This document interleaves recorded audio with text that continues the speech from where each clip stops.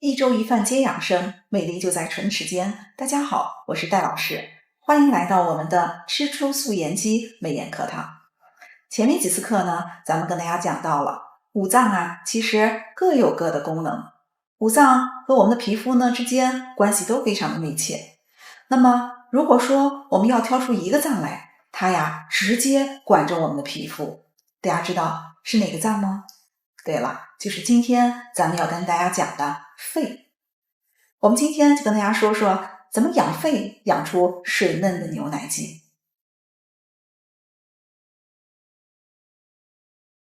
说到肺啊，中医认为肺主皮毛，大家听到了吧？肺直接掌管着我们的皮肤的健康。肺气充足的人，皮肤呢往往水嫩有光泽，这是因为啊，肺呢主宣发和速降。那随着我们的一呼一吸，肺呢就将我们人体的这些营养物质、精微物质啊输送到全身各处，当然也就包括去滋养我们的皮肤和毛发了。如果肺的功能失常的话呢，就会出现皮肤干燥、粗糙，皮肤呢抵抗外邪的能力呢也会下降，容易呢出现皮肤的过敏，比如说出现像慢性荨麻疹啊，还有像痤疮等等这样的一些问题。那么当我们出现这些皮肤问题的时候啊，我们只想着一些去找那些所谓的护肤品或者去遮掩，其实是没有作用的。只有呢，我们从内脏入手，养好我们的肺，才能够从根本上解决皮肤上出现的这些问题，才能够让我们的肌肤呢越来越水嫩，越来越有光泽。那么说到养肺了，很多朋友可能首先就想到说，我知道吃梨是润肺的，是不是说一养肺，所有的人都要去吃梨来清肺润肺呢？其实不是的。养肺呢也要分人，分不同的情况，也不是说所有的人呢都需要补肺去吃冬虫夏草。那中医呢讲究辨证论治，出现不同的情况呢，我们需要选不同的食材来对症的调养。那么至于肺呢，其实中医有一种说法叫肺为娇脏，什么意思呢？就是说这个脏腑它很娇嫩，那么它容易受外邪的侵袭，所以呢肺大家记住它有三怕。哪三怕呢？第一个肺怕热，第二个肺怕寒，第三个呢肺还怕燥呢。下面我们就逐一来跟大家分析一下。首先咱们先来说说肺怕热。肺热的人往往毛孔粗大，容易长痘痘。说到长痘了，可能大家还记得我们前面在讲心的时候讲过，心火亢盛的人是容易生痘痘的。其实心和肺呢本身它们两个都同居上焦，中医认为呢心肺之间是相互影响的，所以心火亢盛的人往往肺热也比较重。那么肺热重的人也可以表现为额头长痘。除此之外呢，这个痘痘还可以生在鼻周，还可以呢生在脸颊，甚至是满脸爆痘。那么除了脸上生痘痘，其实肺热的人呢还往往表现在我们的眼睛上。白眼珠也就是我们说的白睛中医认为是肺所主的，所以肺热过盛的人呢往往白睛会红赤，就是我们说的白眼珠充血。另外肺呢开窍于鼻，所以鼻子健康往往也反映了我们的肺的健康状况。肺热过盛的人会出现红鼻子，也就是大家熟悉的叫酒渣鼻。这些呢其实都是肺热盛的表现。当然了，肺火如果大的话伸出舌头来，舌尖往往也是红赤的。另外呢，往往这个人还表现为像心烦易怒啦、口干口渴啦、咽干喉燥啦、大便秘结啦、小便红赤啦等等这样的一些表现。这个时候请大家注意，我们就需要做清肺热的工作了。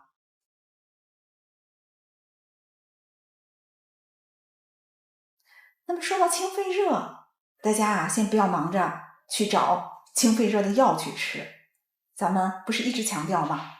药补不如食补。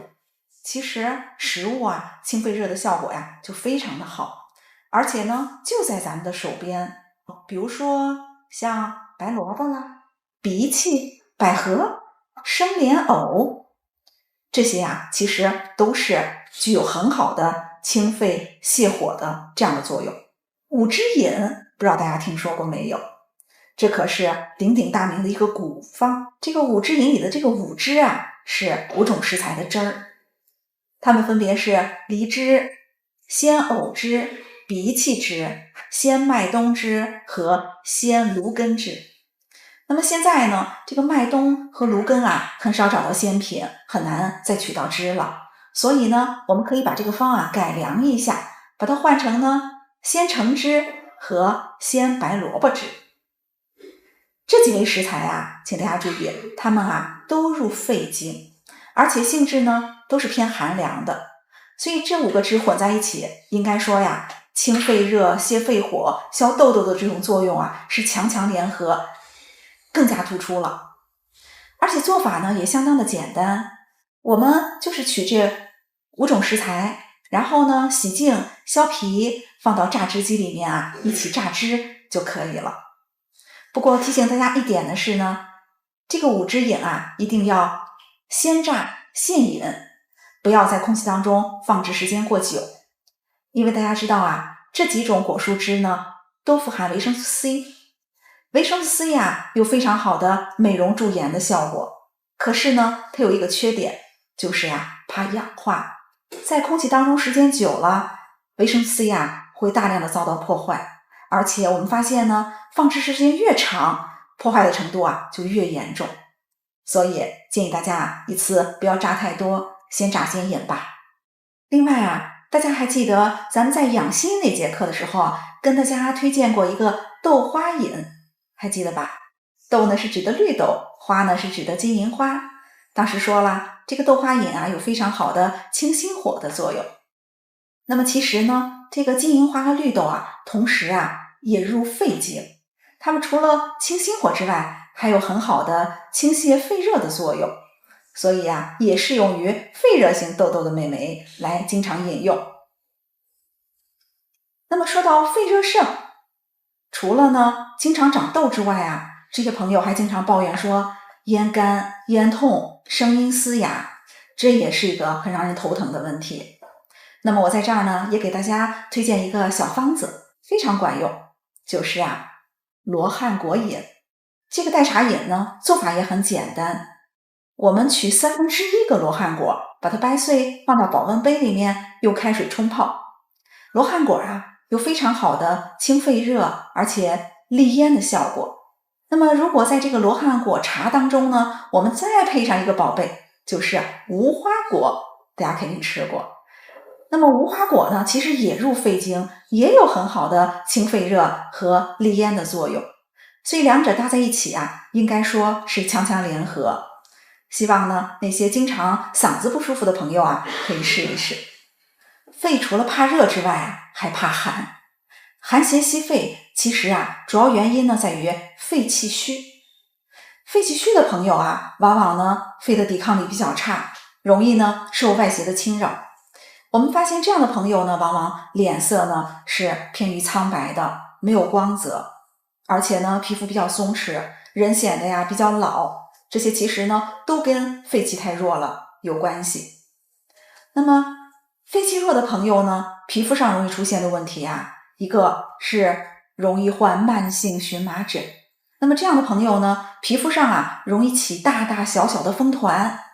那么所谓风团呢，就是说它起了之后啊，它有自愈性，可能不一定什么时候自己就消下去了。不过呢，你又不知道什么时候它又起来了，就这样反复发作，有的呀可以持续数月甚至是数年不等。那么肺气虚的朋友呢，还容易患一种病，叫过敏性鼻炎。过敏性鼻炎的朋友啊，是不能见凉风，一见凉风啊就开始打喷嚏，而且这个喷嚏呢不是打1个2个，会连成串的10个8个的喷嚏打，止都止不住。那么这样的朋友呢，中医辨证啊，也往往辨为是肺气虚。那么肺气虚了怎么办呢？当然补肺气喽。给大家推荐一款补肺粥吧。做法呢很简单，我们取10克的甜杏仁，把它呢研磨成泥，然后加到大米当中一起来煲粥，这就是杏仁粥了。虽然简单，大家不要小瞧它的功效哦。这可是肺脾同补的一款粥品。中医讲呢，脾和肺关系非常的密切。补脾呢，可以达到补肺的效果，这就是培土生金法。因为脾属土，而肺呢属金所以培土生金就是通过健脾来养肺了。那么要特别强调一点呢，这个杏仁粥我们选用的是甜杏仁，而不是苦杏仁。大家知道杏仁分2种，一种甜杏仁也叫南杏仁，味道呢是清甜的，而另外一种呢叫北杏仁，也叫苦杏仁，这个一般只入药。所以大家呢选用甜杏仁。甜杏仁呢除了能够润肺养肺，还自古就是美容界的秘方，对付过敏性鼻炎和皮肤苍白有一个小方子非常好使，就是玉屏风散。玉屏风散呢就3味原料：黄芪、白术和防风。在这儿呢特别给大家推荐一下黄芪。黄芪也是药食同用的一味食材，气足了，气血能够上行于面部，自然我们的脸色也就红润了。黄芪呢还有利水祛湿的作用，所以特别适合那些面目浮肿的人来常饮。另外呢，黄芪还有一个作用，就是止汗。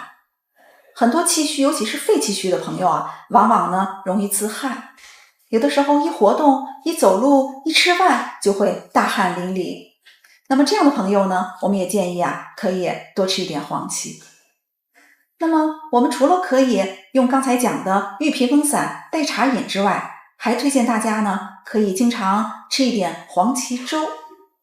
黄芪粥呢很简单，我们取黄芪30克，再加上50克的粳米，再加上5到10个大枣，一起来煲粥就可以了。那么它的健脾养肺固表的效果是非常好的，自然肺气足了也就美容养颜了。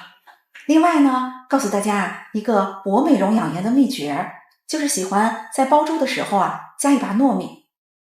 糯米呢一方面可以增加粥的粘性，让这个粥喝起来软软糯糯的，特别香。另外更重要的是呢，糯米其实不仅入脾，更重要的是它还入肺经呢，所以呢有很好的美容养颜的作用。当然啦，说我们用糯米来煲粥这个效果不是1天2天能看出来的，但是只要你坚持，它的效果呢慢慢可能就体现在你的容颜上了。肺除了容易怕热、容易怕寒之外还有一怕就是怕燥了。大家有没有发现养肺的一些食材你比如说像杏仁像梨像牛奶银耳还有像豆浆、豆腐，这些呢其实都是清润之品，有非常好的润肺的功效。而且这些食材大家看颜色都是白色的，对了，白色的食材呢，中医认为白色入肺养肺，有很好的润肺生津的作用。那么说到肺燥了，大家想想什么样的人容易肺燥呢？对了，阴虚的人。中医认为阴虚则生燥热。阴虚的人呢，体内的水分少了，自然呢能够充养我们肌肤的水分也就没有了。所以呢，肺阴虚燥热的人会反映在我们的皮肤上，皮肤特别的干燥枯黄，一看就没有水分。所以这样的人呢，往往脸上的皱纹，像什么法令纹啦、鱼尾纹啦，会特别的明显。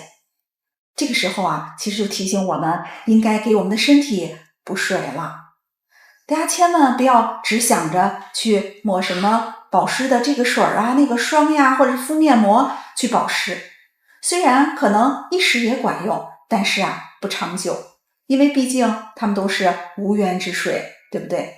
要真正的解决肌肤干枯的这个问题要给我们的身体补水。那么具体来讲呢，要滋阴润肺。刚才我提到的那些白色的润肺的食材，大家记住了吗？下面呢，给大家推荐一个非常好的润肺又滋养肌肤的药膳方，就是百合雪梨羹。我们取百合15克，荸荠30克，雪梨1个，再加适量的冰糖，一起放在锅中，用小火呢慢熬，煮熟就可以了。但是需要提醒一点的是呢，这款饮品啊性质偏凉，所以呢体质虚寒的妹妹啊要注意了，最好呢不要过量饮用。